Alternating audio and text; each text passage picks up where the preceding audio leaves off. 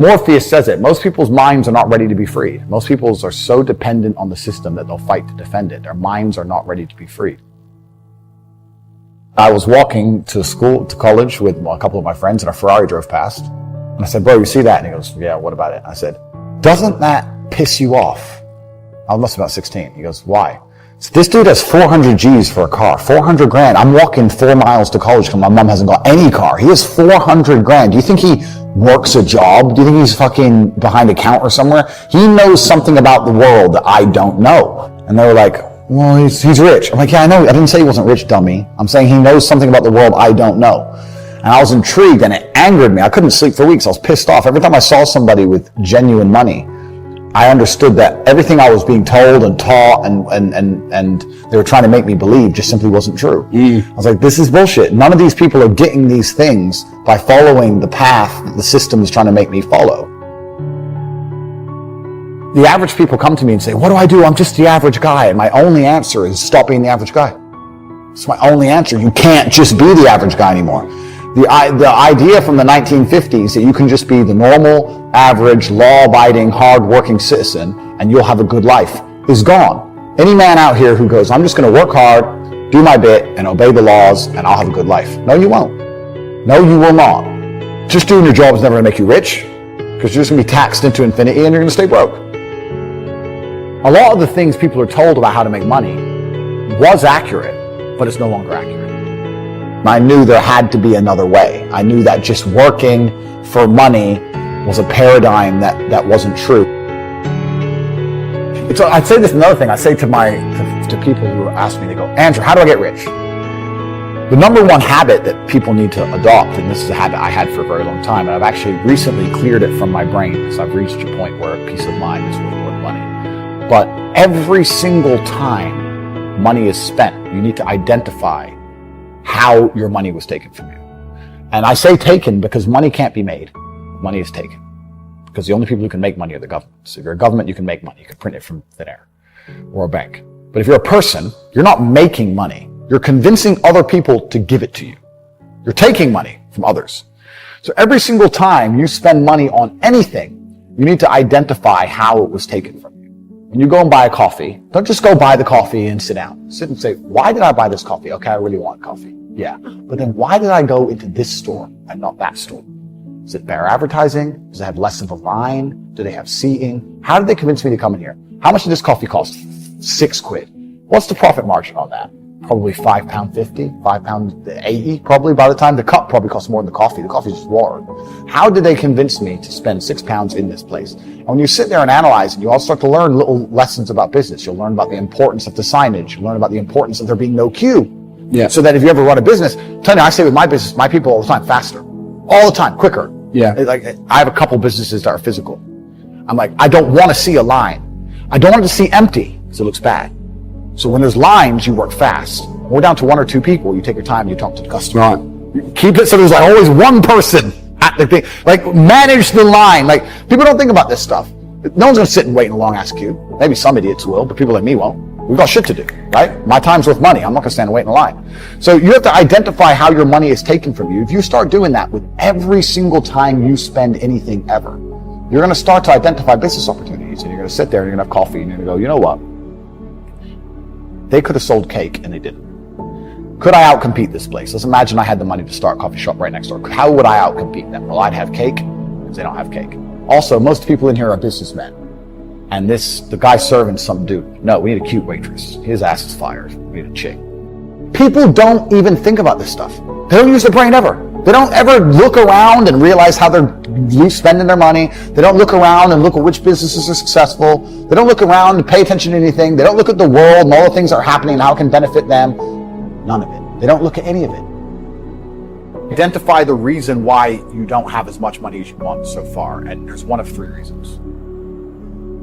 You are either lazy, stupid, or arrogant. There's only 3 reasons anyone's lazy is actually quite a small contingent, because I think a lot of people get out here and they work very hard to a degree. Like, even if you're a trash man, that's still work. You're working hard. You're just not making any money. And also, I think if you could show somebody how to make money, a lot of people would do it. I don't think they're that lazy. If you say, look, press this button for money, They're not going to go, no, I can't be bothered. They're going to go, all right, okay. They're just lazy to find out how, perhaps. Yeah. But once they know how, they'll do it. Stupid, I think, is also a very small percentage. I think that stupid is a small percentage because I don't think that IQ, in fact, it's been proven, IQ has nothing to do with how successful you are. Very smart people are broke, very dumb people are rich. So I don't think that stupid is the reason people aren't rich. The reason 98% of people aren't rich is because they're arrogant. They're brutally arrogant. And I say that because you will stand up and say, I'm going to do an event and I'm going to teach you how to make money from real estate. And people will look at you with all your success and go, what does he know? Fuck him. Not worth my time. You're the millionaire. They ain't. I'll sit here and say, I'll give you free tips on how to make money online. $hundreds of millions, go to coverage.com, you sign up, get a free email newsletter. Yeah, I saw him on TikTok, he's full of shit. How arrogant, genuinely arrogant in your soul must you be as an individual to look at people who are massively successful with all the credentials and all the proof for all the things they talk about and believe for some reason you're too good to listen to them. Yeah. That's just arrogance. If Mike Tyson walked in here and said he's going to teach me how to punch, even though I'm already a kickboxing world champion, I'd listen. It's Mike Tyson. If Beethoven walked in, be resurrected, and walked in and said he's going to teach me piano, I'd listen. Yeah. But if I sit there and say, look, this is how you make money, there's a large contingent of people out here who go, yeah, but you know what, Tate, I don't like him. I didn't ask you to like me. I'm telling you how to make money. Yeah. They're just arrogant. People are brutally arrogant, and it holds them back. They refuse to fucking learn or listen to anything. And they're dummies. A bunch of fucking dummies. And arrogance is the reason 98% of people don't have any money. That's why. They're just fucking arrogant and stupid. I don't want to be a negative person, because I'm not.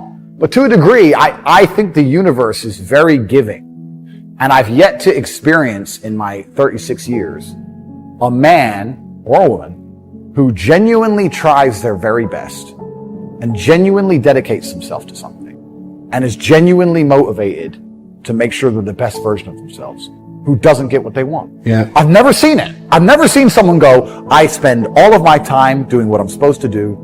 I do not waste any of my time. I dedicate myself. I'm good to people. I'm honest. I'm hardworking. I'm there on time. Every time I've got a meeting, I've got a firm handshake. I don't snake anybody. God likes me. I work hard. I'm not an evil person, and I work really, really hard. Who doesn't have everything they want? Anyone can have anything they want. I really believe the universe will give anyone anything they want if they actually fucking want it. And yes, the cycle of precipitation, right? So a cloud comes, it rains, it falls down to the ground, it goes under the ground, whatever, goes into a stream, it moves into the stream, goes to the ocean, evaporates again, up to a cloud, floats somewhere else, falls down again. It's always moving. That's how money is. People think that money is in these large, stagnant pools hidden in people's bank accounts. That's not really true. Money is constantly moving all the time. And if you can find a way to get in between it and stand in the right place at the right time, you're going to get wet. Just even being around people with money is just a good place to be. I'll give you an example. I was in Romania, and I have the largest car collection probably in Romania. I have 28 supercars, everything you can name. And I went to a town called Cluj-Napoca. It's on the border of Hungary. And I drove there in my Chiron, and I parked up, and a kid came up, and he said, hey, can I take some photos of your car? I have a car spotting page. I was like, yeah, whatever, cool. And he goes, yeah, okay, I'll just be a few minutes to this. So he took a bunch of photos, and he come up to me and goes, hey, do you want the photos? And I was like, not really, I've already have photos. And he goes, oh yeah, okay. Well, if you want them, here's my email address. And I said to him, why do you do this? Like, you spend all day standing around taking photos of other people's cars. Is that not a waste of time? I thought it was a waste of time, but I was wrong. He goes, oh, well, I skipped school and I skipped college because I knew if I take pictures of expensive cars and email them to people, I'll have email addresses of the richest people in Romania. I was like, you're clever. I ended up hiring him. He works for me now. Yeah. I was like, I like you. He got himself a full-time job that day. So he understood, be near the money. I have no money. Money's over there. Well, let me get closer to it. No point staying over here on my fucking own. Let me at least get closer to it. That was a 17-year-old kid. Now he's making 10 grand a month in Romania from me. So at least being closer to it. So that you're right. People should, even if they haven't got a penny in the world, should be going to these meetings about real estate, about investing, that especially if it's cheap, they should go. Just meet other people who at least have money. Have conversations about money. Talk about it. How are you going to get what you don't talk about? One of the major things Shove taught me when I met him, he said, poor thinking habits keeps most people poor. Not poor working habits. Most people work hard, but they don't think hard. And Shoaff taught me that the mind is like a factory, a mental factory. And whatever you think about all day long pours ingredients into this mental factory.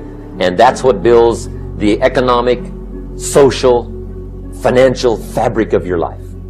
He quoted me a Bible phrase that says, "As you think, so you become." How awesome. When he talked about poor thinking habits, he had me. I used to start the day reading the morning newspaper. I mean, you can believe that or not. I'd get a cup of coffee and read the paper. I'd load up on wars and riots and murders and stabbings and killings and bank robberies and muggings and car wrecks and tragedies. I'd even read the back pages. I seem to like that stuff for some weird reason. I'd load up on all that, and then I'd start the day. You can imagine the kind of days I used to have. You walk around on your financial knees. They call you economic peewee. The guy says, "I want to be a great leader." Wonderful. The first thing we do is follow him to his house. When we get there, we walk in and check his library, number one. Somebody says, "Well, why check his library?" The reason is because what a man reads pours massive ingredients into his mental factory, and the fabric of his life is built from those ingredients. You would not believe what some people have got in their house to read. You would not believe. One of the best dressed up words I know for a lot of it is trash. Can you imagine dumping a barrel of trash into this mental factory every day and coming out with a rich, dynamic, positive life? It can't be done. You might as well try making a cake with cement. The kids back in Danbury, Connecticut, they're asking me questions one day. I'm talking to the kids. Kids got good questions these days.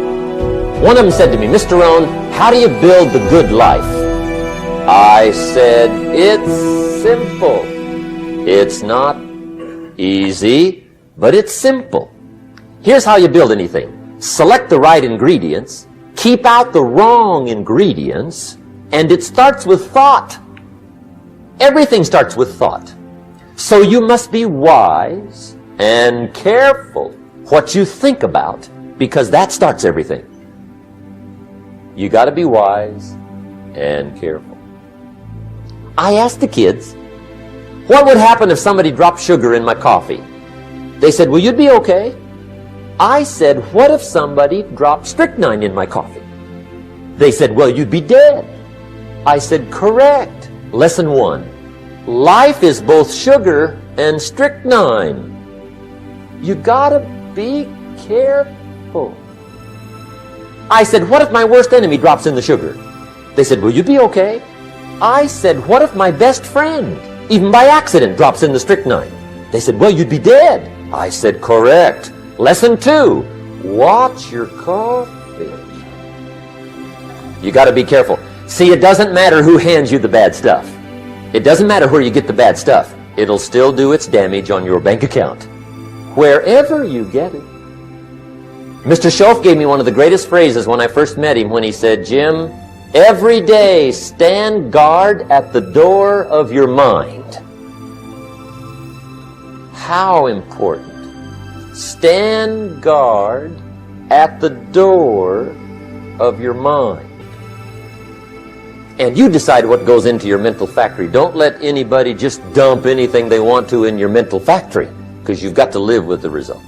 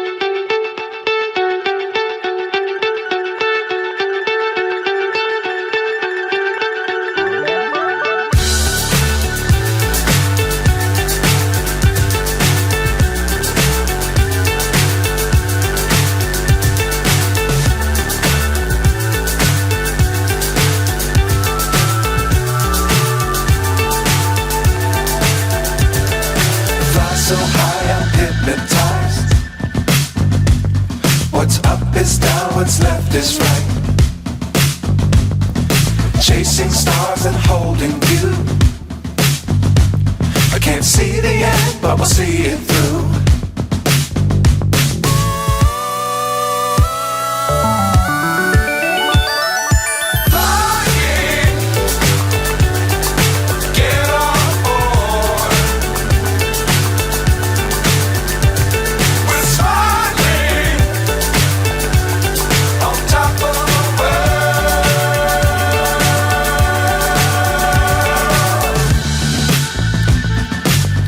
Times don't fly too high. Be sure to keep the ground in sight. Fly forever if you keep it tight. Love the world but keep the sky on your mind.